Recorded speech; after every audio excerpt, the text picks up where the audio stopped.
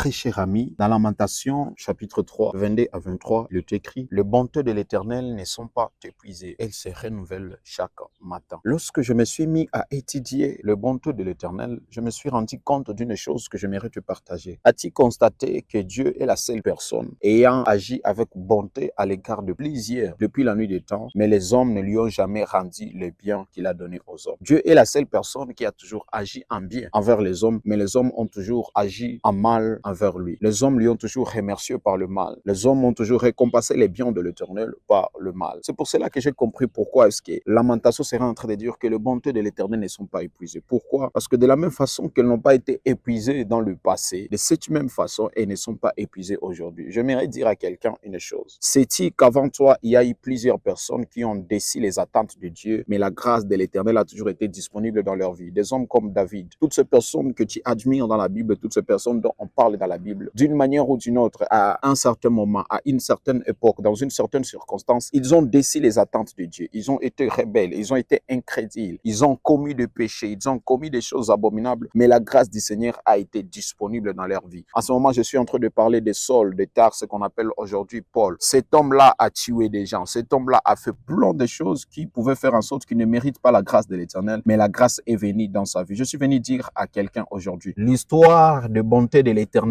a prouvé que Dieu n'est pas bon à cause de nos œuvres, que ce ne sont pas nos œuvres qui lui poussent à être bon à notre égard, mais Dieu est bon à cause de sa personne. Sa personne le pousse à être bon. Peu importe ce que tu as fait, peu importe les choses que tu vois dans ta vie, peu importe les mauvaises choses que tu as commises et que tu crois être indigne de l'affection de Dieu, être indigne de la main de Dieu, être indigne de l'intervention divine, je suis venu t'annoncer aujourd'hui qu'il y a eu des personnes avant toi qui ont commis beaucoup plus que toi, qu'il y a eu des personnes avant toi qui ont fait beaucoup plus que toi, qu'il y a eu des personnes avant toi qui ont décidé Dieu beaucoup plus que toi tu ne l'as fait, mais la grâce du Seigneur a été disponible pour eux. La grâce du Seigneur les a visités. La grâce du Seigneur est venue créer une nouveauté. Et je suis en train de prier, de décréter, de déclarer pour toi que l'Éternel te restaure, que l'Éternel restaure ta destinée, que l'Éternel restaure ta vie de prière, que l'Éternel restaure ta vie de sainteté. Je le prie et je le décrète sur toi. Peu importe ce que tu as fait, peu importe ce que tu as été, peu importe les choses mal que tu as faites, la grâce du Seigneur est toujours disponible. Et aujourd'hui, elle est venue te parler. Aujourd'hui, elle est venue se communiquer à toi. Aujourd'hui, elle est venue être transmise à toi et être présente dans ta vie. Je prie, je décrète et je déclare que les bontés de l'Éternel continuent à se perpétuer dans ta vie. Qu'à cause de ces bontés, qu'il se rappelle de toi. Qu'à cause de ces bontés, qu'il restaure ta vie. Je prie, je décrète et je déclare qu'à cause de ces bontés, tu retrouves une nouvelle identité. Je vous aime de l'amour du Seigneur. Merci beaucoup.